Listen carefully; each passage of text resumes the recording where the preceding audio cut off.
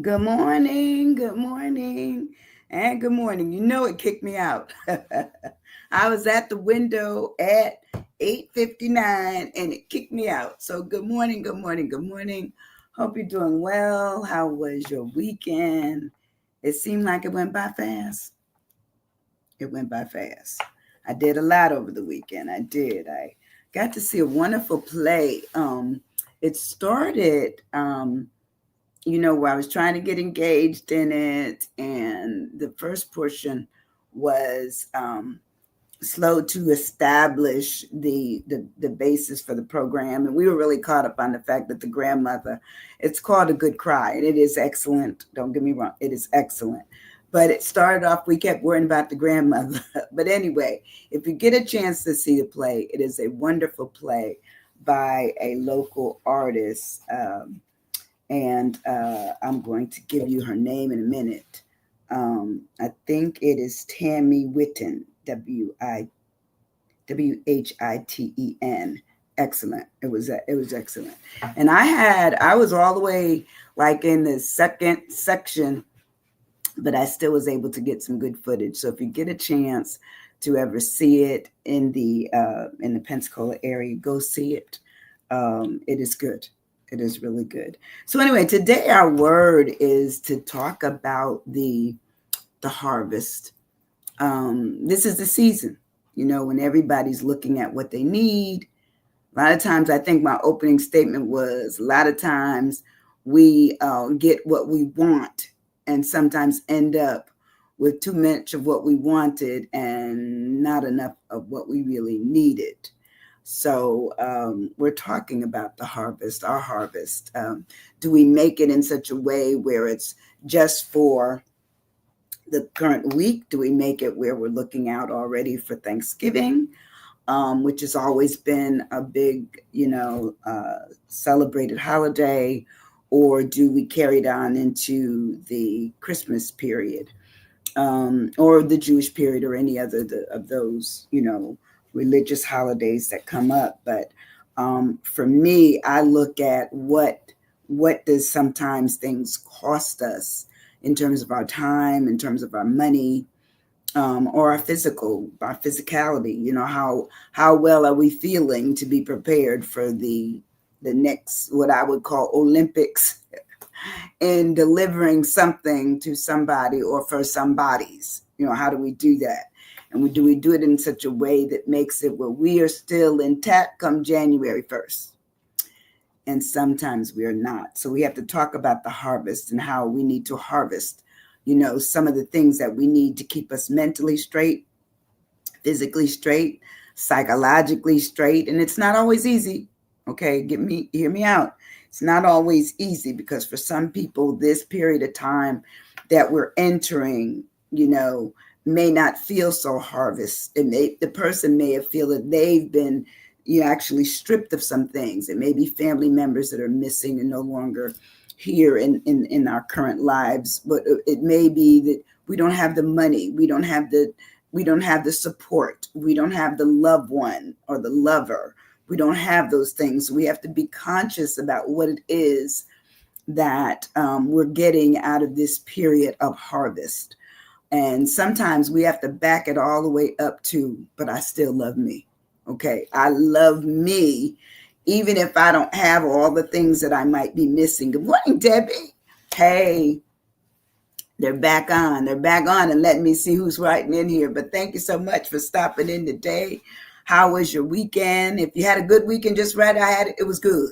Okay, if it was rainy, if it was messy people, if it was I slept all weekend, I rejuvenated myself, write it in there. Just put me a note down to how your weekend was. But anyway, I found a poem talking about a harvest. And as I said, the harvest is just that period of time of when we're gathering things, we're gathering ideas, we're gathering, maybe what menu we're going to put together for a big meal. It may be we're doing pre-Thanksgiving and we're doing, pre other holiday functions. But what are we doing? Good morning, Joan. How was your weekend? Anyway, I found this poem by Eliza Cook called A Song for Merry Harvest. And I think sometimes when we think about the harvest, we just think about the farmers, who have been out there preparing what we might need. Like I, the other day, just went and bought some fresh greens from a young man out of Alabama. And they put a note out telling us where to find him. And I found him. You had a great weekend. Good, good, good. I found him. I did. And I ended up not liking the fact that the bundles were big. And I bought 2 collard greens, 1 turnip greens. My daughter loves, and some of her friends love, my collard greens. So I said, well, I'm going to try the turnips too. It took me forever to clean them. You hear me? They were big. I mean, the leaves might have been that big. They were huge. The leaves were huge. The stems, and I don't put stems. A lot of times you buy the ones in the store, they give you a lot of the stem. And I know some of the nutrition, probably the best nutrition is in the stem. But good morning, Ardelia. How are you, my friend? Did you have a good weekend? But anyway, and also Maurice, hey Mo, how are you? Anyway, I take out all of that stuff and try to get it down to that where the harvest that the farmers did for me, I appreciate it, because I'm not going to pick them. I'm not going to pick grains. But the fact is that I still had to clean them, and there was a lot of dirt on, especially the turnips. Turnips were because it's a very well rooted with the turnip in the ground. So they had sand all in them, and I think I did 5 washes. But anyway, I rinsed them, put them in the refrigerator. I'm going to cook them today and get them ready where I can freeze some. So I'm doing enough one time. So I'm going to have Thanksgiving and Christmas tied up. Okay. So anyway, here's a poem by Eliza Cook called A Song for Merry Harvest. It says, bring forth the harp and let us sweep its fullest, loudest string. The bee below, the bird above are teaching us to sing a song for merry harvest, and the one who will not bear his grateful part partakes a boon he ill deserves to share. The grasshopper is pouring forth his quick and trembling notes. The laughter of the glender's child, the heart's own music floats. Up, up, I say, around the lay, from every voices that lives, should welcome merry harvest and bless the God that gives. Is the pudding done? Hooray for the pumpkin pie. Well, I'm going to give you a note on that pumpkin pie. No thanks for Sandy. I don't like pumpkin pie. Too mushy. It's a texture thing for me. I've never had anybody's where I liked it. I don't care how much they said how delicious it was. No, thank you. I'm a sweet potato girl. Sweet potato pie for me. Who likes pumpkin pie? Put it in there. If you like sweet potato, you can write sweet potato pie. But anyway, that's how I ride. That's how I go. I'm not interested in anything I don't like, because I know everybody knows it's a texture thing for me. So anyway, let's talk about the harvest. The harvest is the process of gathering crops, gathers as in the harvesting of a period of time. We're in the harvest period. So there's things in markets that normally you can't find in the summertime or in the spring. So you find them, in the cooler months and in the very cold months, because there's a collection process of when they have to be prepared for market or sale. So those of us who are in that business where we're not going to get the harvest directly. Now, some of us may go get trees. Who goes and buys a fresh Christmas tree every year? I used to think that was fun until I didn't. So I don't do that anymore. I got a tree that one tree plays. I don't know what it plays, but it has a music little thing to it, and you can hear music with it, and the lights will go with it. I have one of those, and then I used to have like 4 trees in the house. I stopped doing that. Too much work. But I put a little tree outside, and then I have some little things inside. But I don't do it grandiose like I used to do it when my daughter was little. But anyway, when we talk about the harvest, sweet potato for Joan. Okay, sweet potato for me. Debbie, do you eat sweet potato or pumpkin, or both? I don't know. But anyway, when we talk about breaking down the word of harvest, We're going to start with our H. For me, my H is to have. When I think of having something that other people don't have, both, okay. I have to talk about that. It's what I possess. When I'm having a holiday, what's in my holiday spirit? What's on my holiday tables? Or if I'm going to someone else's house, what did they find in their harvest? Like, I love a squash casserole. I don't know. And even though it's kind of, a little mushy, I can eat it. I don't know why. But other things, no. But anyway, I like squash. I like green beans. I know a lot of people, one of the specialties is a green bean casserole.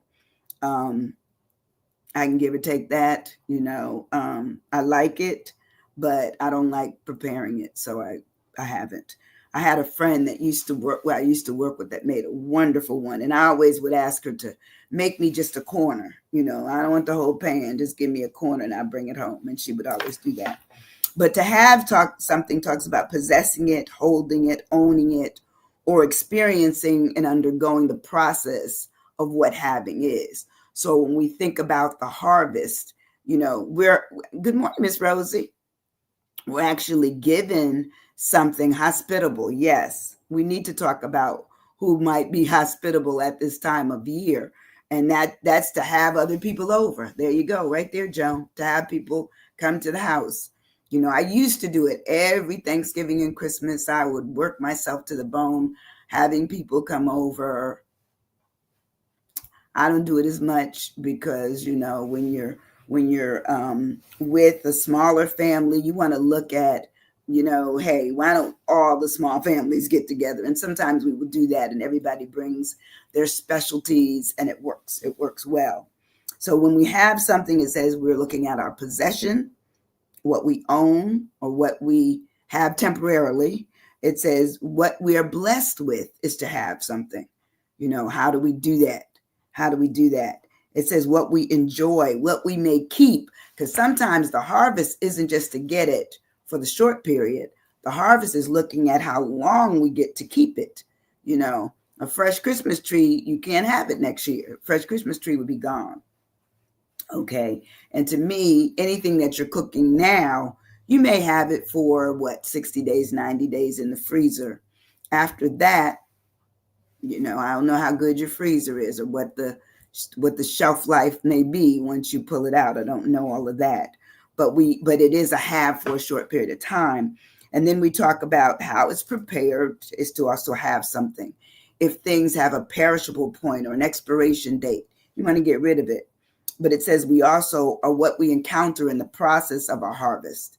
If we go to cut down our tree for my daughter, and when my husband was living, and it was fun, to go pick the tree and get it back to the house and put it on top of the car.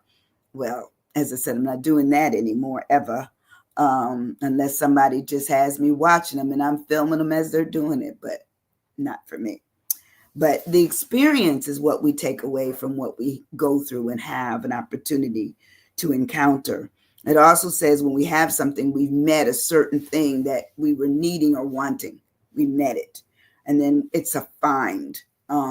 Sometimes you have to figure out when it comes at a certain time of year harvest, where do you find the best things? Like, I love watermelon, but in the summertime, I want the best ones. And a lady was telling me that she bought a watermelon that was kind of expensive. I think it might have been $9 at a place. And when she purchased it, she thought she was doing all the things to how it thumbs. Did it have the yellowness at the bottom? All those kinds of things that they tell you on the harvest side when you're looking for something which would be considered good.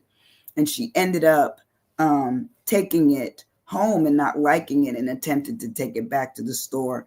And the store told her, no, what you buy is what you get.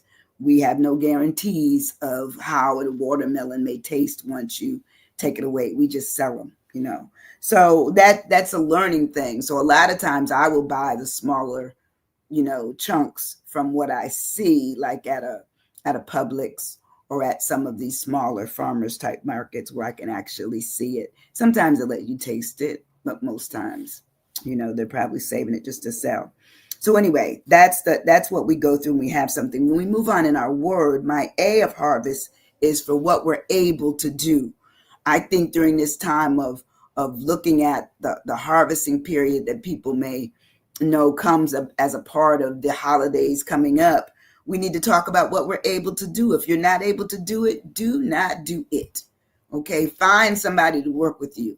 Like certain things I kind of given to my daughter. I said, well, you make a mean one of those, and she does. She's a good cook. She got some things from me, some things not. Amount. Oh, come on now. We have to consider the amount of what we prepare from the harvest that we got. How do we prepare it? How many, who's going to eat it? If you only have 2 people and you have a harvest for your or feast for 20 people, there's some waste going on in there, some waste. So you have to, you have to look at the amount. You have to give it the attention. Yes, absolutely. Absolutely, Debbie. You have to realize if you have 8 people, you need food for 8. If you only have 2, you only need food for 2, plus I say another 2 so you can have it tomorrow. That's it. So, I always love a whole turkey, but I don't always get a whole turkey. Lately, I've been trying to get like the legs and the wings, and I will cook those up and then make the other stuff. And I feel fine. I don't have to buy the turkey breast. Every once in a while, I can find it. But once you start buying the parts, of course, the parts are more expensive than the whole, but you got to buy them early. So I'm saying if you're looking to buy something, buy them this week. Don't wait till next week. So looking at the able is what you're able to do, having the power, the skill, the means, or the opportunity to do something. If you know you're already tired, don't add things to it. The ambition, come on now. If you don't have the ambition, thanks, Debbie. And anticipation, that's right. You got to anticipate who's coming to dinner. I'm going to come to everybody's house for dinner that's on here right now. Even if I don't know where you live, I'm coming. Now, I'm going to tell you right now, that means you have to prepare for me. You have to put a place there for me. I ain't coming. Don't worry about it. Don't worry about me. And now because I eat so little, most people say that I waste their time if they prepare a lot of food. I said, just prepare what you do for yourself, and I'll take a little corner. We're good. We're good. So what we're able to do really talks about, are we in position to do it? Are we capable to do it? Are we even qualified anymore to do it? Because sometimes when we get older, we don't cook the same. We don't season the same. Our taste buds have changed. So we need to look at that. And are we fit enough to do it? Do we feel like even doing it? If you wake up tired, do not start making a meal, okay, for the family. Get your rest in. Well, now moving on in our word of harvest. My R is for reap. And it says cut or gather, meaning that we can also do things that say we can either reap it all in, understand what it is that we have reaped, meaning we are the benefactors or the beneficiaries of what we've harvested. So even if we're looking at the food itself, what did we go get? How do we get it?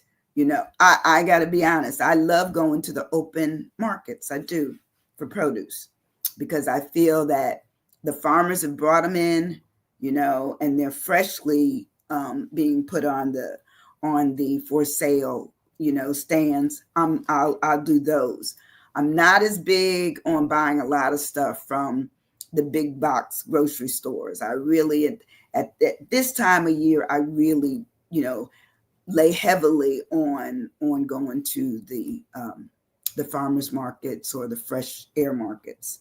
When I lived in New York, it was like once the weather changed and the coldness and the Christmas was in the air, there were 2 things I did. One, bundled up greatly. Okay, anybody knows me, I'm always cold, so I always had on, my hats, my scarves, my overcoat, my boots, my gloves. I was ready. And then I would go to those open markets that only, they would open up, but look, it was still cold in there, even though they'd open up their barn. But we get fresh apple cider You watching them pressing it as you're standing there. We'd have the fried donuts. Anybody had a fried um, uh, apple cider donut? When I tell you good, I mean it. They are delicious. I'm not a big sweet eater like I used to be, but okay, it's good stuff. That's my go-to when I go home. But I rarely go home anymore to New York in the winter or cold months. Because even when I go there in the summer, it seems cooler to me because I'm used to the humidity and heat, and not just, heat is not enough. I'm used to it coming together differently. But anyway, let's see.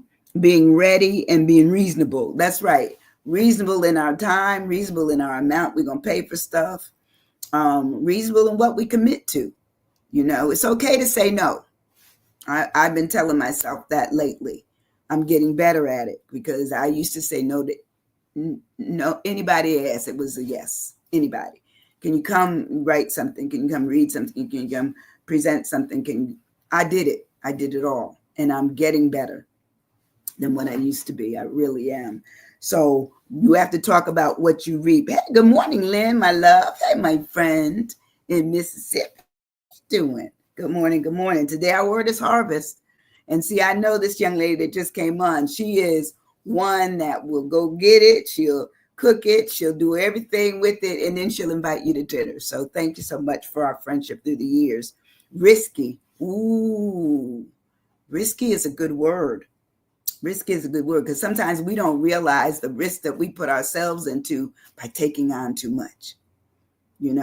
I know there's some young people on here, but for those of us who've hit a certain number, we don't have to commit to everything. It's time for somebody because we've done some things in the past that deserve a reward. There's another R. That deserves recognition. There's another R. That reserves, what I would say, a treatment of royalty. There's another R. We deserve it. So give it to us. And it's so funny as my mother, who was an excellent cook, she would have people waiting for her food, and she would hardly ever eat, even after she'd cooked all that food. And I used to watch her, and she would be tired, but yet and still she had to deliver. She felt compelled, to deliver this meal. And as she got older, we stepped up, the children stepped up, and we stopped having her do all of that, and we started doing it.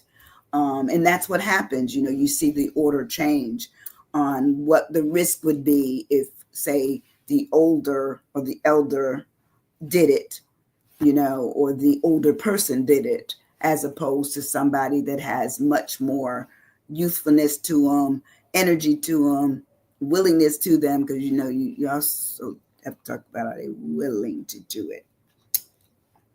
I'd say watch as people are preparing stuff, so that if there's something you want to learn it, so that you could actually participate in that process of cooking a dish the following year or some other time. But to reap something says to really be a part of the harvest, looking at the garner of it, the gathering of it, gathering things. Because to me, when you go to the market, that's the second tier of harvesting. The harvest, which was bringing in all of that to the local, farmers, the farmers bringing into the markets that you could purchase it. So you're gathering it, you're taking it all in. And then it says you even though you may not be a part of the cutting process itself, you still got to come home and prepare it another way in order for it to be edible. So the refrigeration, come on now. Okay. A lot of people probably have been sick, not realizing that they ate something that sat out too long. And I think I just heard that on the TV yesterday. It says 2 hours. 2 hours after everyone eats, the food needs to be put away. I've been to places where the food been out all day. Yes. Okay. I said it. Good morning, Carlos. How are you? Hey, my friend, how you doing? Good morning. Good morning. Good morning. Today our word is harvest. We're talking about what we're doing at this period of time of when we're looking at being a part of the harvest process. When farmers bringing them to market, we are gathering our own from what they've brought from the best of what we feel they've certainly delivered to the locations, and we do what with it. It says if we're reaping it, we're going to understand that we're bringing it in. Now, then you have to worry about how much, okay? Because measurement is important. If you get too much of something, then there's at some point in time there may be waste, and everything costs too much to waste it nowadays. So I usually will make up like whatever I'm going to make, and then I'll call my daughter and say, hey, you want that one half? And I'll send some to her house, some to my house, or I take some to other people as well, and I'm still a pretty good cook. I can still do it. Now in the next 5 years, you might say she need another body helping her. But currently I'm okay But anyway, we move on our word of harvest. So far we have, what we're able to do, what we reap. Now we're on the value. The value is not just of what we're putting out for others, but how much value do we put in it to do it in the first place? The value. Okay. She got the same word. Debbie says value, and volume. Ooh, volume is good. How much are we purchasing? That's a great V. That's a great V. How much are we purchasing? And value is how much did we put out for it in the first place? So therefore, the money that we're putting out, is it coming back to us where people are actually eating the food and making it where it was worth our effort, and also how much we spent? It says, I work in the food distribution business as a Walmart worker, and food is priced too high for its cost. Absolutely. We know that. But I used to work in retail a long time ago. And one of the things I remember is that one time, I don't know how to do it anymore, I used to be able to read the labels. And the label would tell how much it actually costs and how much they were charging. And sometimes the markup would be 300, 400, 500% of what they originally paid. So yes, and everything is expensive now. At one time, food used to be fairly reasonable, but now, and I know when we were coming up, my folks, we had chicken. Okay, we had chicken every Sunday. When we had beef, we were probably partying on the side of the house. My mother better not see it. We were partying. We were like, "Ooh, we're having beef today," because we were chicken people, because chicken was really cheap. At one time, I think chicken might have been 19 and 29 cents a pound. Look for that now. It's hard. I remember one time my grandmother was arguing with my mother because my mother said that grandmother used to feed them chicken feet. And my grandmother started cussing. My grandmother never cussed, but she made my mother so mad. Chicken is high now. Yes, it is. It is, Carlos. She made my mother so mad. My mother made her so mad that she ended up cussing, and I just thought that was hilarious. Because to see, this beautiful woman, she had this long hair, and she always wore it up in some kind of thing. And when she started cussing, we were rolling. All we thought is that, wow. But my mother said, that's true. She said, Grandma, I done forgot that. But I remember it. It says, thank God for food banks and church giveaways. Absolutely. They got a couple going on here in Pensacola this weekend. Actually, during the week. And I know there's one at Greater Little Rock on Thursday. Baptist Church, which is my church, so they do have them going on, and I know that they're going to have a big giveaway by the Watson Foundation. The Family Foundation is having a big one, and I believe it's coming up on this Saturday. I believe it is, and I think it's at the fairground. So there's two, and you can look in the local area, and it'll tell you. That's a good idea. Thank you so much, Lynn. Food banks want all of your information also. Sometimes they do. Sometimes they just give it away. Our church don't ask you anything. We don't want to know anything. We don't want it that. We want to be able to give away, but we're not trying to also, try to find out where you live and all of that, because that is very private. So yeah, church giveaways are free. Yeah, they are. But when we talk about the value, it says the regard that something is held to be deserved. Okay. And a lot of times I think I've had, when I was doing my counseling, I had people come to me who felt that they had put out 150% of their time, their effort, their involvement with their family and friends, and they didn't feel that they got the respect or the acknowledgement that they wanted or deserved. So sometimes we have to ask in our own effort, what is it that I'm getting out of this? If I'm not looking for anything, then it doesn't matter. But if I'm doing it out of my own will and desire to be kind, to be loving, to be, showing other people grace and mercy, that's what that's your takeaway. That's the value that you put in it. That's the value that you put in it. Oh, thank you. And it says also value is the importance of it, the worth of it, the usefulness of something that you're doing. So I think sometimes if you start with your own self-worth, you might get an answer as to how far out on a limb that you would go to assist, give away to others. You have to figure that out.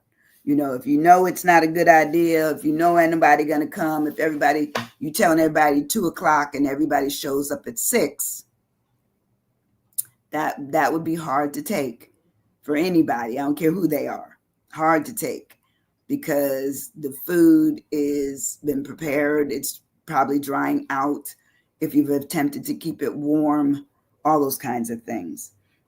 So the value talks about the merit of something, the worth, the usefulness, the use, the practicality. So sometimes buying too much, fixing too much may be a question of practicality. Also, the advantage of doing it. If you're doing it to maybe prepare a lot of food so that you'll have some for, the next day and then freeze for bringing back out at the next holiday for Christmas, that's fine, or New Year's. So you talk about the desirability, the benefit, the gain, and the profit. And sometimes you have to understand that even though you harvest things and you wanted things for people to come and enjoy, that doesn't mean that it will turn out that way. It just doesn't, Good morning. Oh, good morning, David. How are you? And my niece, tell her hello. Love you. Then also when you're looking at the value of something, you need to look at the good of it, the importance of it, and the significance of it. If it's your value that you're placing, understand that that's your value. If it's someone else's value, be mindful that their value may not align with yours.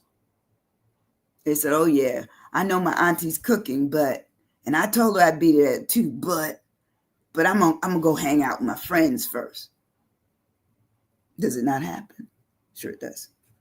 That's why I tell people, if I say I'm coming and I'm coming for the actual big meal, then I do that. If I'm going to go to all the other, what I would call the other little locations, I would tell them that they're on the later schedule, not the initial schedule, especially if the meal is early in the day, then I'm going by maybe for, piece of cake, piece of pie, something that doesn't require as much attention about if I'm there for the meal, it just makes that sense to me. My E, as I move on in my word of harvest, is for effect. What effect do I want out of this event of what I've thought, the farmer's harvest, and I reharvest? What am I getting out of that? And the effect, it says a change that is a result or consequence of an action or other cause. That's what it is. Therefore, did I, okay, there you go right there. Maurice says, you might question, did I do enough? But then the question may also be, did I do too much? Okay, and he also said the elegance of it, the effectiveness of it. Sometimes you can go places and it wasn't effective because maybe you weren't in the right mood. Maybe it wasn't what you wanted to to consume or to see or to be involved in. Okay. You have to ask yourself those questions, you know. And of course, I like the elegance. I like the fact that I used to go all out. The house had to be all decorated. And now, you know, the decoration is on the door and my little tree in the front yard. And, you know, and then the living room and dining room look good. And then everybody else, if they want to come in, they can sit in the family room and watch a movie or a game. That's it. I don't have it all where I don't decorate like I used to. So my effect is what I wanted to go into effect. How people feel about it. They say, well, you used to decorate everything. Used to. Can't do it as much anymore. Not willing to. It's not like I can't. It's like I'm not willing to do all of that. Because then there's also what you put up, you must take down.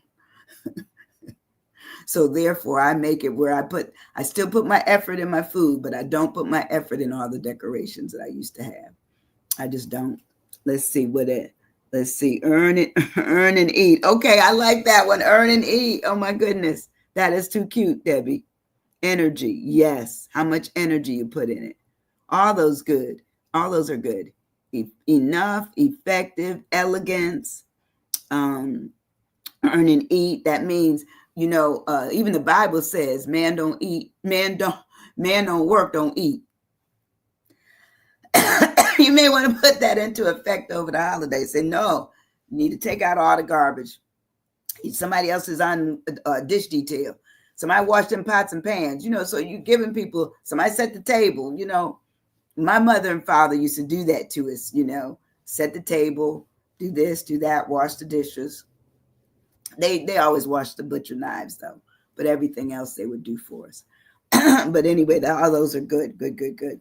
So effect says, what is the result that you want? What's the consequences if you took on too much? Come on now.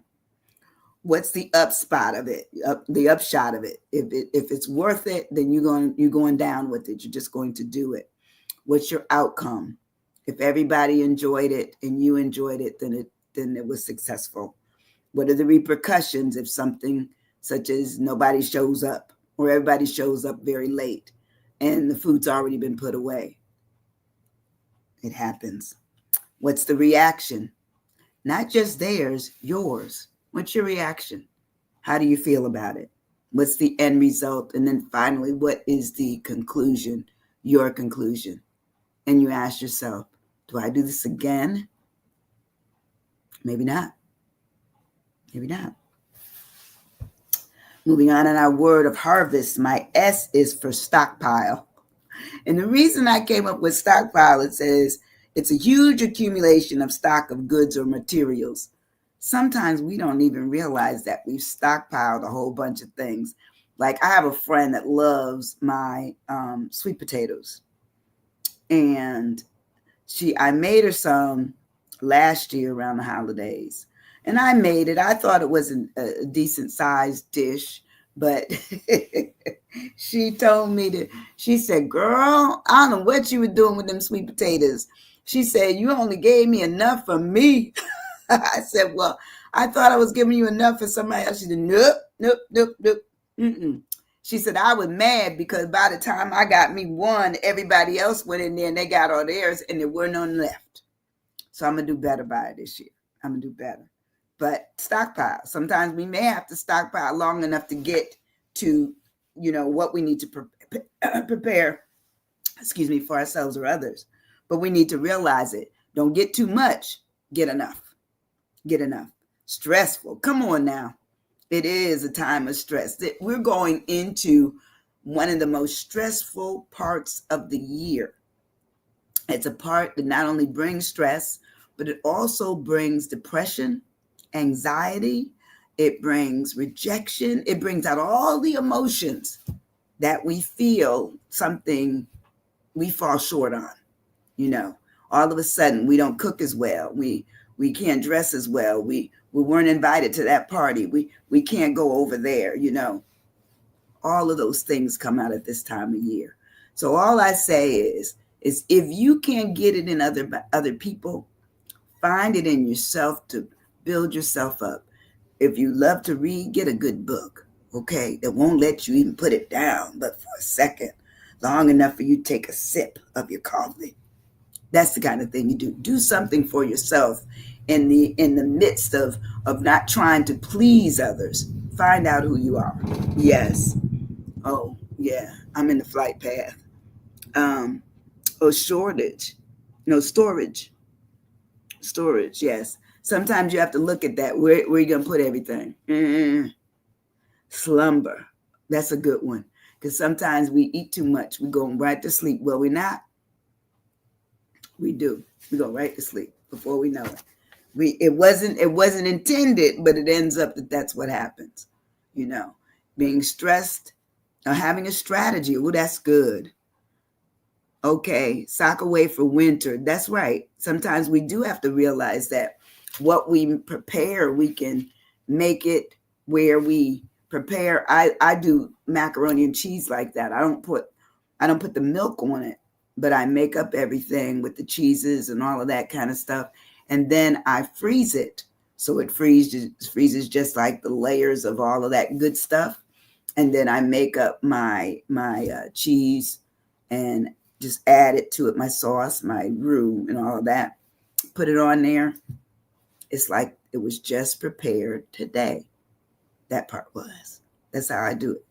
But I'll freeze it, make it up ahead of time so that I'm not stressed under all circumstances of trying to deliver.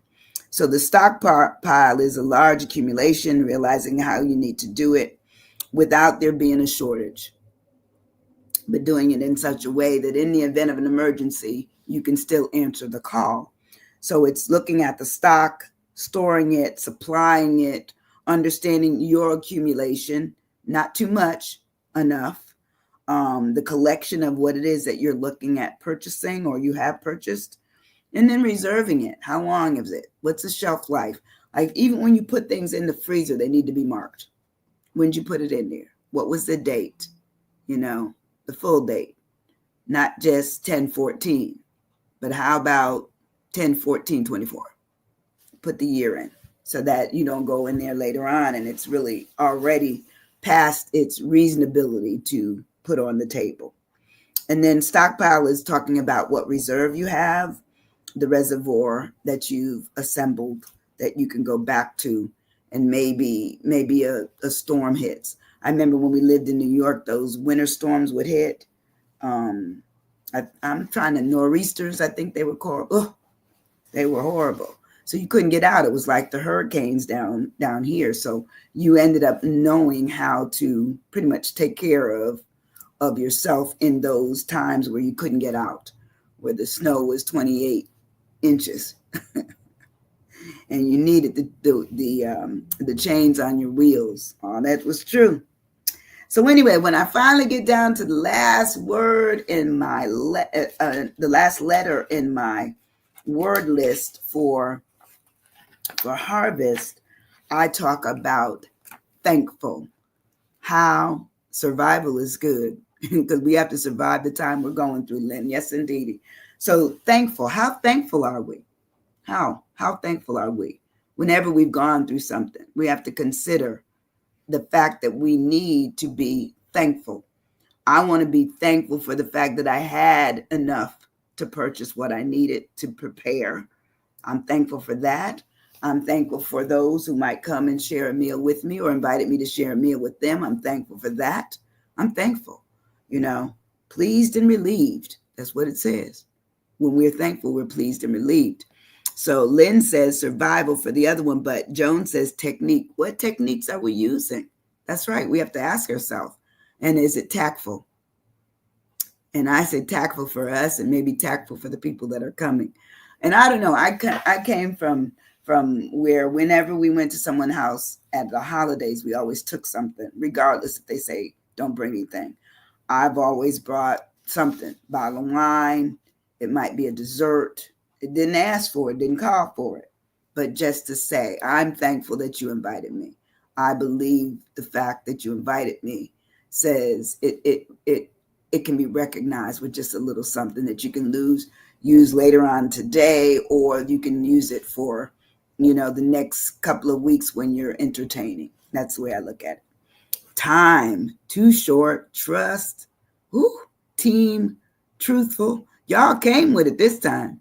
Being truthful about what you can do, being tactful, having a technique, understanding that a team approach is good. I love that one. Trusting that you can do it, and trusting that people say what they're going to do, they do. Trusting. Okay.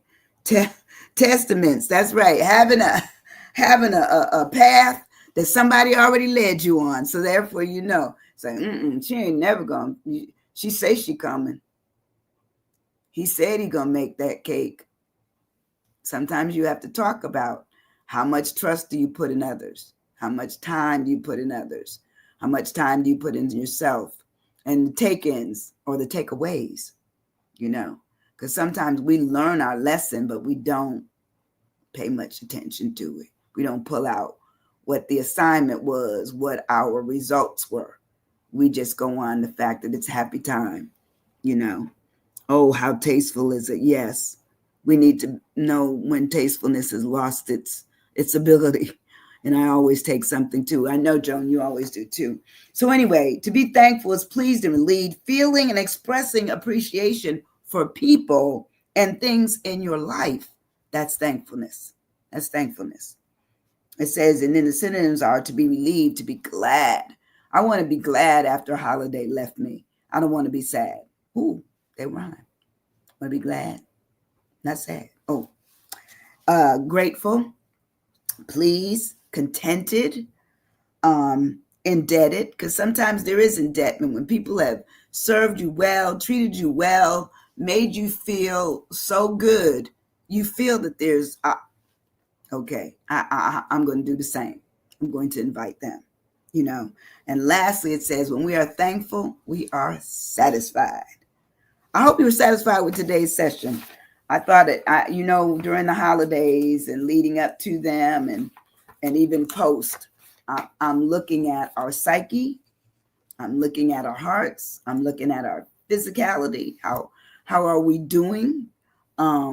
Without saying I have a sign outside my house that says counselor. No, I'm doing the soft, what I would call the soft areas of life, just understanding the importance of words and how they generate a conversation, how they generate more information, not only about ourselves, but even the awareness of other people as well. But look, I love y'all. I love y'all. I'll be back on Wednesday.